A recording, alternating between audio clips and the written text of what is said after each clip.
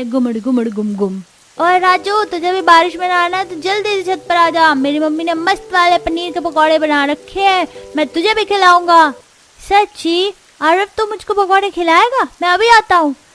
बदमाश आरव के लालच देने पर राजू पैर दबा दबा कर सीढ़ी चढ़कर छत पर आ जाता है और बारिश में नहाने लगता है। अरे वाह, यहाँ पर बारिश में भीगने में बड़ा मजा आ रहा है। तेरे पास तो कितना बड़ा छत है, हमारे पास तो मिट्टी का आंगन है, क्योंकि मेरे मम्मी डैडी अमीर है और तू तो फटीचर है फटीचर। आरव के ऐसा बोलने पर राजू के दिल पर लगती है। तभी पूजा आरव को बुलाने लगती है। आरव बेटा नीचे आ जाओ, तुम्हारे फेवरेट पनीर का स्नैक्स बन गया है। ओके मम्मा, आया। आरव नीचे उतर जाता है। लालच में राजू भी उसके पीछे पीछे नीचे आ जाता है, जहाँ डाइनिंग टेबल पर गरम गरम पकौड़े सजे थे। और आ गया मेरा प्यारा पोता, देख मैंने तेरे लिए तेरी मनपसंद के पनीर वाले पकौड़े बनाए हैं। थैंक यू सो मच दादी, आप बहुत अच्छी हो। दादी दादी मुझको भी पकौड़ी खानी है, मुझे भी पकौड़ी दोगी? चल भागे यहाँ से, मुंह देखा बड़ा आया पनीर के पकौड़े खाने।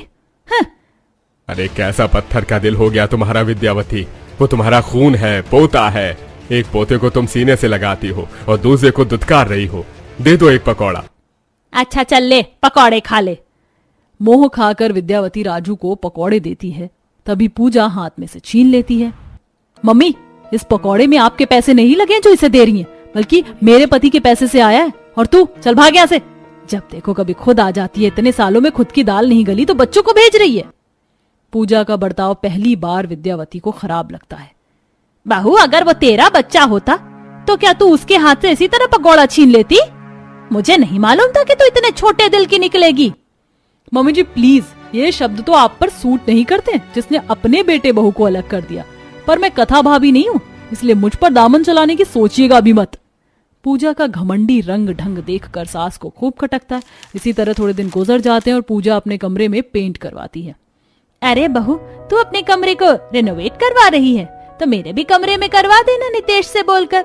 मम्मी जी फिलहाल अभी हाथ खिंचा हुआ है, अगली बार पैसे आएंगे तो करवा देंगे। वैसे भी नितेश जी के पास पैसे नहीं है, और ये क्या कम है जो नितेश जी आपके और पापा जी के खाने का खर्चा देख रहे हैं। अब देखते देखते विद्यावती का कमरा बरसात में चूने लगता है, जिससे पानी साफ करके उसकी तबीयत खराब हो जाती है। तब कथा उसके कमरे का काम करती है। माँ जी, मैंने पूरा कमरा सुखा दिया है, अब आप आराम कीजिए। जब इतना कर ही दिया जेठानी जी, तो ऐसा करो आज से माँ जी और पापा जी का खाना भी तुम ही बना देना। अकेले का बनाने खिलाने का ठेका मैंने थोड़ी ले रखा है। मैं बना दूंगी पूजा, 4 रोटी ज्यादा बनाने में कुछ नहीं होता।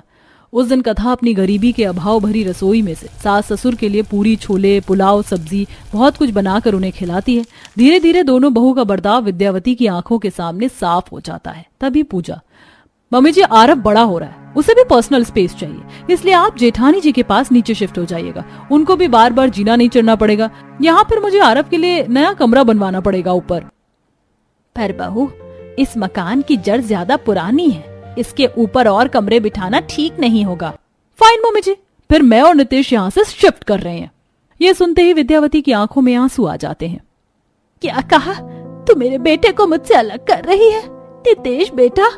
माँ, पूजा सही कह रही है, वैसे भी फ्यूचर में कभी न कभी तो अलग होना ही पड़ेगा। तभी देव कथा ऊपर आ जाते हैं। नितेश, तू माँ से अलग कैसे हो सकता है? वो कैसे रहेंगी?